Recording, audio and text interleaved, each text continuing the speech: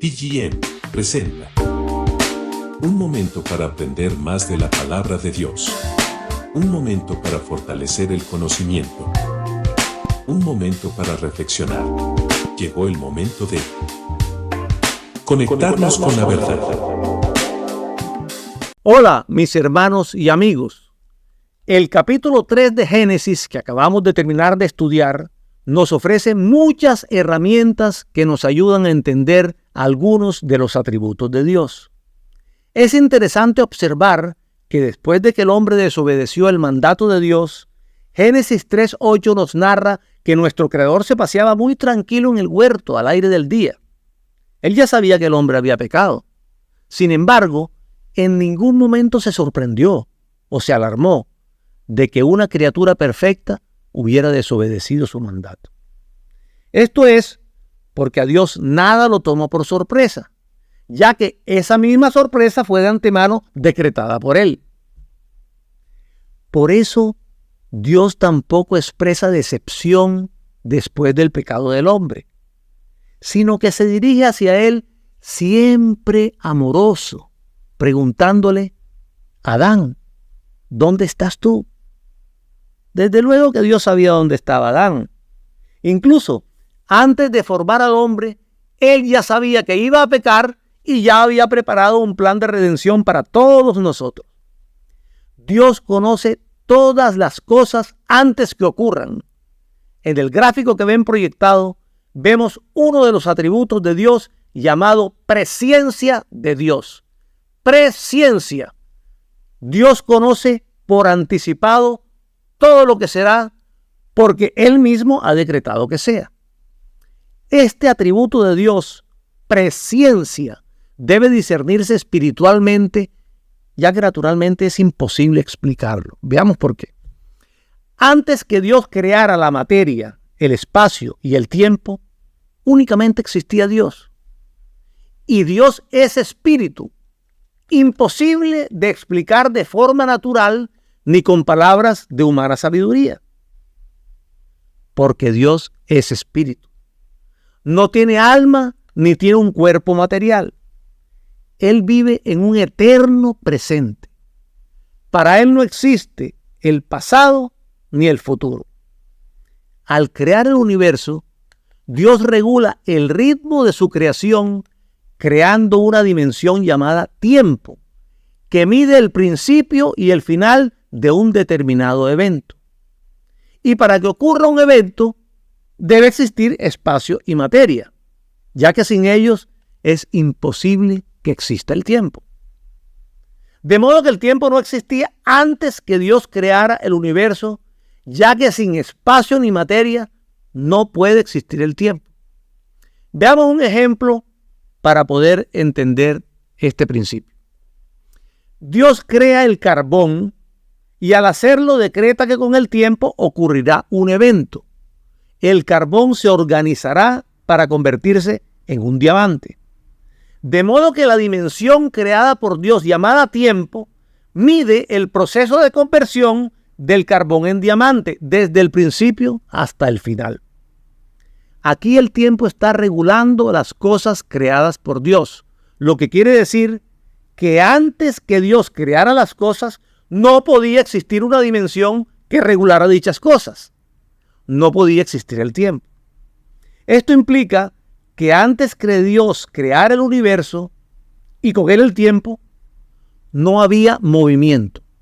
El movimiento solo existe si hay una materia que se traslada de un lugar a otro.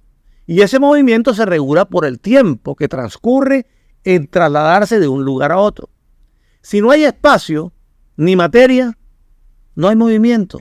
O sea que decir que Dios se mueve en el mundo espiritual es un error que viola dos atributos de Dios. El primero de ellos es que se implica que Dios no estaba en el segundo lugar y que se debe mover hacia Él, hecho que violaría la omnipresencia de Dios al decir que Dios estaba en el primer lugar, pero no en el segundo. La segunda violación consiste en que siempre que nos movemos de un lugar a otro, transcurre un tiempo para llegar del primer punto al segundo punto. Y para Dios no transcurre el tiempo. Él vive en un eterno presente.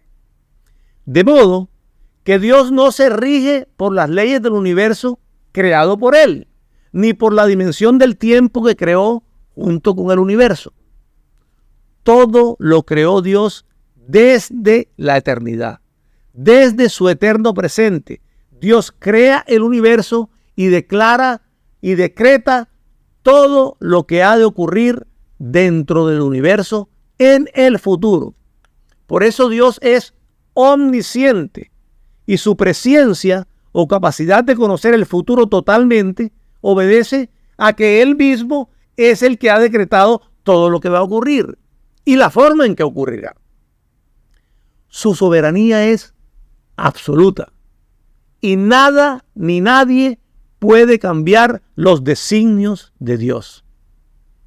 Si se nos fuera dado conocer espiritualmente este atributo de Dios, sería imposible que nosotros lo explicáramos de forma natural, así como Pablo no pudo explicar de forma natural en 2 Corintios 12:4 las cosas que vio cuando fue arrebatado al paraíso.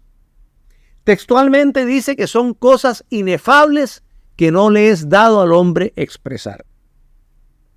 Tratemos de explicar de forma natural Apocalipsis 4:8, el cual enseña que 4 seres vivientes no cesaban día y noche de decir: Santo, Santo, Santo es el Señor. Para poder explicarlo, el hombre debe utilizar su mente natural. Y humanamente pensamos que los 4 seres vivientes, los cuales son seres espirituales como Dios, están adorándolo dentro de nuestra esfera material, utilizando una alabanza natural que tiene un principio y tiene un final. Y no es así. En una alabanza natural transcurre un tiempo durante el cual usted está alabando, desde el comienzo de la alabanza hasta el final de la alabanza. Y Dios no está sujeto a tiempo. Él está en un eterno presente. Y para Él las cosas no transcurren, porque Él mismo lo ha decretado todo desde un comienzo y todo lo tiene delante de sus ojos como un eterno presente.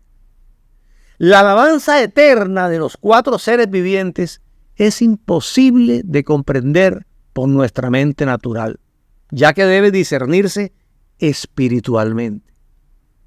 Humanamente, nos parecería aburridor pasar una eternidad repitiendo la alabanza: Santo, Santo, Santo es el Señor. Entonces, antes que Dios creara el universo, el tiempo no existía. Solo hasta que Él creó la materia y el espacio, todo lo que Él decretó comenzó a transcurrir dentro del tiempo creado por Él. Pero el tiempo solo transcurre dentro del universo natural, dentro de este universo material que Él creó. En el mundo espiritual, Él siguió siendo Dios.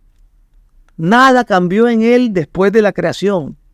Y su presciencia, o sea, el conocimiento de todas las cosas que han de ocurrir, es sencillamente el resultado de que Dios, al crear el universo, también decretó anticipadamente todas las cosas que han de ocurrir en él. Primera de Pedro, capítulo 1, versículo 2, nos enseña lo siguiente: elegidos según la presciencia de Dios Padre en santificación del Espíritu, para obedecer y ser rociados con la sangre de Jesucristo. Gracia y paz os sean multiplicadas. En este texto aparece que somos elegidos según la presciencia de Dios, según su conocimiento anticipado de las cosas. Pero aquí aparece una nueva palabra: elección. Aparece la doctrina de la elección. Esta doctrina enseña que Dios, de forma soberana, eligió antes de la creación a todos los que Él deseó que fueran salvos. Esta doctrina la tenemos que explicar bíblicamente considerando todos los atributos de Dios y evitando que en algún punto de nuestra explicación exista una contradicción con las Sagradas Escrituras. Por lo tanto, para explicarla, debemos considerar los siguientes textos bíblicos. Salmos 135, versículo 6. Todo lo que Jehová quiere, lo hace, en los cielos y en la tierra, en los mares y en todos los abismos. Este texto indica que Dios es soberano y su elección la hará de forma soberana, ya que Dios lo dirige todo según el consejo de su voluntad. Decir que Dios es soberano es decir que únicamente Él determina el curso de todas las cosas y nadie puede impedir sus propósitos, frustrar sus consejos ni resistir su voluntad. El hombre no puede hacer absolutamente nada para cambiar los designios de Dios. La soberanía de nuestro Creador es absoluta, irresistible e infinita. Cuando decimos que Dios es soberano, afirmamos su derecho a gobernar según le agrade. Y va a gobernar el universo que ha hecho para su propia gloria de acuerdo a su soberanía. Afirmamos que su derecho es el derecho del alfarero sobre el barro. Él puede moldear ese barro en la forma que quiera, haciendo de la misma masa un vaso para honra y otro para vergüenza. Afirmamos que Él no está sujeto a ninguna norma ni ley que esté fuera de su propia voluntad y naturaleza, que Dios es ley a sí mismo y que no tiene ninguna obligación de dar cuenta a nadie de sus asuntos. Dios es soberano en el ejercicio de su poder. Lo ejerce según quiere, cuando quiere y donde quiere. Este hecho está probado en cada página de las Sagradas Escrituras.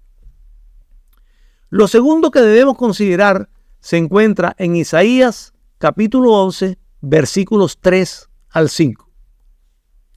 Y le hará entender diligente en el temor de Jehová.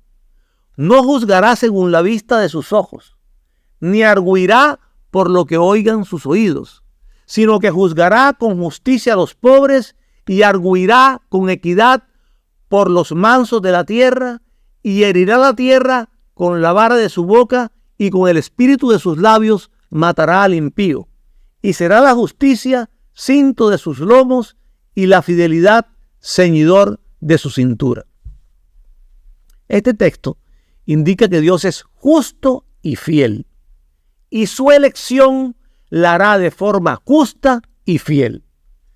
La justicia y la fidelidad son atributos esenciales de Dios y todo lo que Él hace está enmarcado dentro de estos dos atributos esenciales. Lo tercero y último que debemos considerar para explicar la doctrina de la elección está en los siguientes 4 textos bíblicos. Hechos 10:34, Romanos 2:11, Gálatas 2:6 y Efesios 6:9. Todos esos 4 versículos afirman que Dios no hace acepción de personas.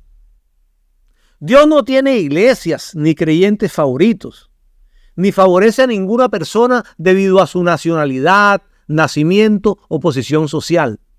Dios favorece a los que se vuelven de su pecado, creen en Cristo, temen a Dios y viven en justicia. Todos los que siguen viviendo así permanecerán en el amor y el favor de Dios. Leamos Romanos capítulo 2, versículos 5 al 11, que corresponde a uno de los 4 textos bíblicos señalados anteriormente. Pero por su dureza y por su corazón no arrepentido atesoras para ti mismo ira para el día de la ira y de la revelación del justo juicio de Dios, el cual pagará a cada uno conforme a sus obras. Vida eterna a los que, perseverando en bien hacer, buscan gloria, honra e inmortalidad, pero ira y enojo a los que son contenciosos y no obedecen a la verdad, sino que obedecen a la injusticia, tribulación y angustia sobre todo ser humano que hace lo malo, el judío primeramente y también el griego, pero gloria y honra y paz a todo el que hace lo bueno, al judío primeramente y también al griego, porque no hay acepción de personas para con Dios. Este texto indica que Dios no hace acepción de personas y su elección la hará de esta forma.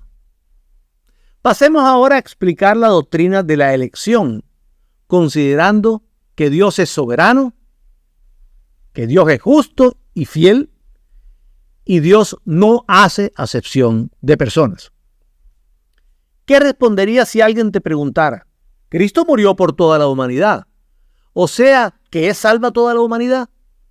De seguro responderías que no, que somos salvos por gracia, por medio de la fe, y si alguien se rehúsa a creer, no tiene fe.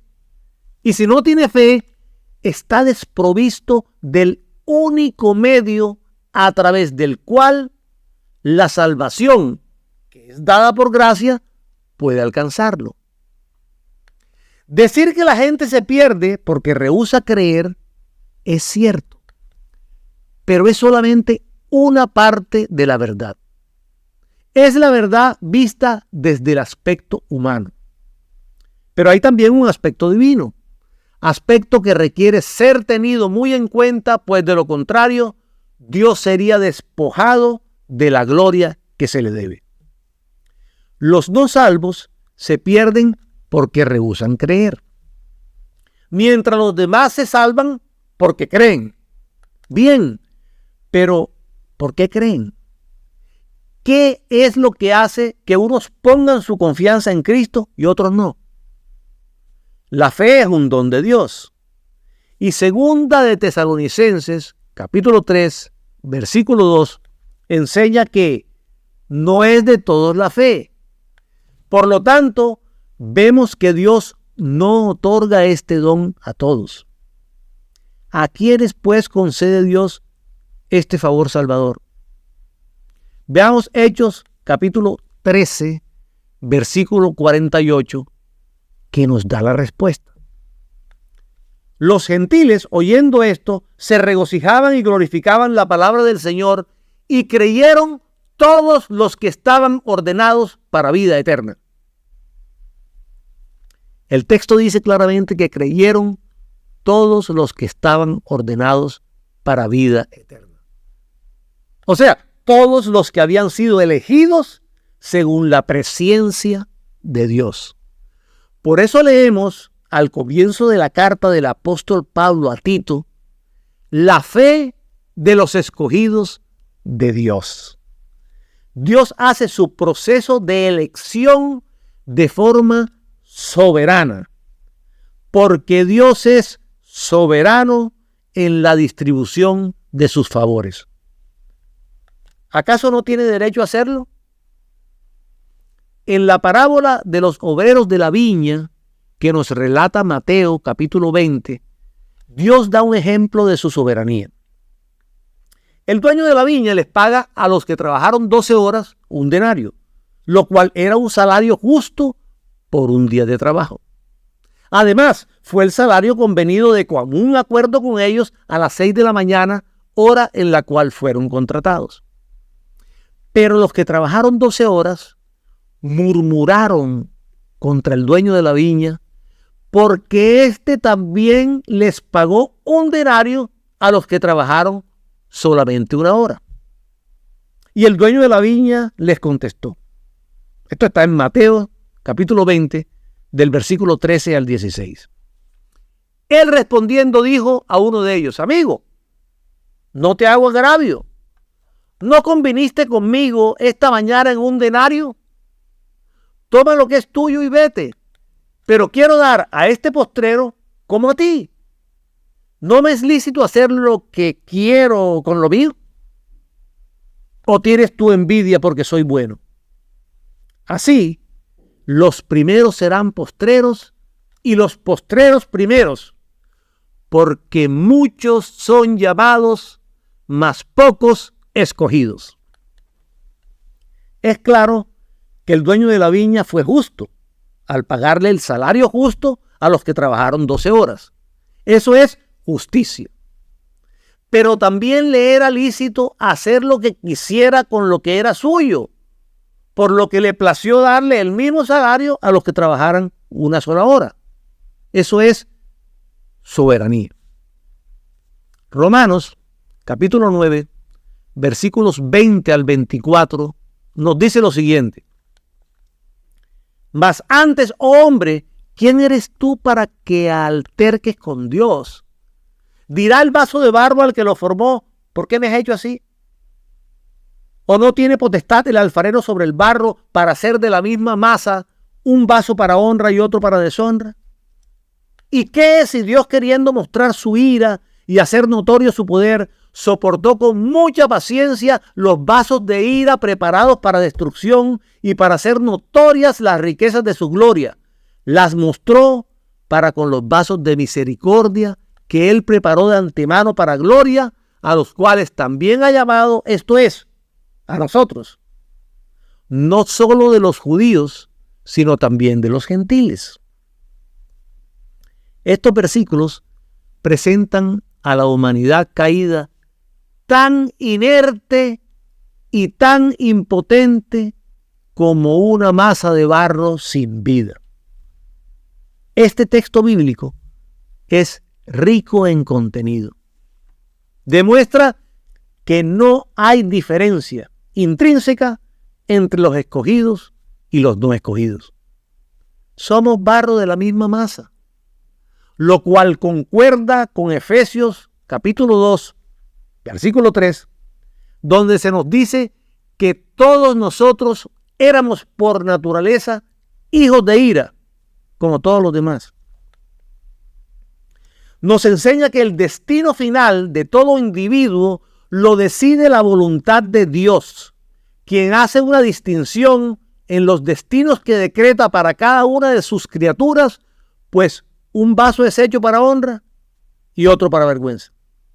Todos somos barro en manos del alfarero. Y no solamente Dios tiene derecho a hacer lo que quiera con las criaturas salidas de sus propias manos, sino que en realidad lo hace, como más adelante explicaremos en otras cápsulas en la doctrina de la predestinación.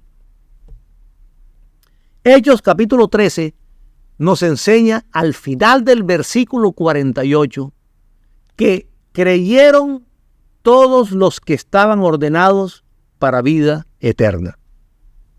Dios es quien otorga esa disposición para creer. Si hay hombres dispuestos a poseer la vida eterna, es Dios en todos los casos quien lo dispuso así mediante su elección por gracia. Romanos capítulo 11, versículos 5 y 6 nos enseña lo siguiente. Así también, aún en este tiempo, ha quedado un remanente escogido por gracia. Y si por gracia, ya no es por obras. De otra manera, la gracia ya no es gracia. Y si por obras, ya no es gracia. De otra manera, la obra ya no es obra. Las palabras así también, al principio del versículo 5, nos remiten al versículo anterior, el versículo 4, donde se nos dice, me he reservado 7,000 hombres que no han doblado la rodilla delante de Baal. Quiero resaltar la frase, me he reservado. En los días de Elías, había una pequeña minoría consistente en 7,000 hombres que habían sido divinamente preservados de la idolatría y traídos al conocimiento del verdadero Dios. Esta preservación e iluminación no provenía de ningún mérito que hubiera en ellos, sino exclusivamente de la especial influencia e intervención de Dios. El apóstol Pablo nos explica entonces que así como Dios se había reservado un remanente en los días de Elías, de la misma manera había escogido por gracia un remanente en la actual dispensación. Muchos teólogos enseñan que en la presciencia de Dios, o sea, en su capacidad de conocer el futuro, Él conocía anticipadamente que este remanente iba a tener una fe firme. Y esta es la razón por la que Dios los elige. Pero hay una inconsistencia en esta enseñanza, ya que las Sagradas Escrituras textualmente dicen que es un remanente elegido por gracia. Aquí se sigue la causa de la elección hasta su misma fuente, la base sobre la cual Dios escogió a este remanente. No era la fe prevista en ellos, porque una elección fundada en la previsión de buenas obras estaría exactamente tan basada en las obras como en cualquier otra, y en tal caso no sería de gracia. Como creyentes, tenemos muy claro que la gracia y las obras son antagónicas, no tienen nada en común, y que como el aceite y el agua jamás podrán mezclarse. De esta manera, la idea de bondad inherente prevista en los escogidos o de cualquier cosa meritoria efectuada por ellos, queda rigurosamente excluida con el texto bíblico remanente por la elección de gracia. De modo que la Biblia enseña que es una elección incondicional, resultado del favor soberano de Dios. En resumen, es una elección absolutamente gratuita. La doctrina de la elección es difícil de aceptar por muchos creyentes porque parece estar en conflicto con nuestra responsabilidad de recibir a Cristo. Dado que por nuestra experiencia personal nos es fácil pensar que fuimos nosotros quienes elegimos creer en Dios, es típicamente difícil aceptar que Dios incondicionalmente nos eligió antes de la fundación del mundo, como enseña Efesios 1, versículo 4. Según nos escogió en Él antes de la fundación del mundo, para que fuésemos santos y sin mancha delante de Él. Al investigar esta doctrina, debemos recordar que la palabra de Dios es la autoridad final.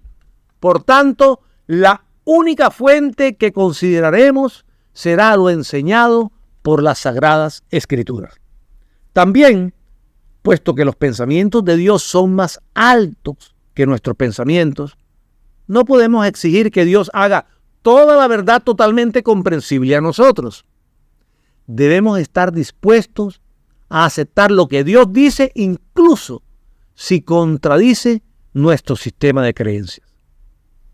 En el siglo XVI, Juan Calvino, que era un teólogo y filósofo francés, y Jacobo Arminio, que era un teólogo y escritor holandés, establecieron distintas interpretaciones de este proceso de elección, lo que llevó a las iglesias a escoger si defendían las creencias calvinistas o defendían las creencias arminianas.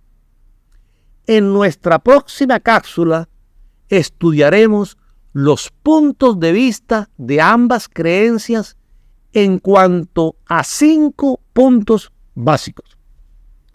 Personalmente, no comparto en su totalidad ninguno de los 2 puntos de vista, ya que la razón de por qué Dios eligió a unos para la salvación y dejó a otros en su estado de perdición es una que, con nuestro conocimiento finito, no podemos contestar. Bendiciones y cielos abiertos.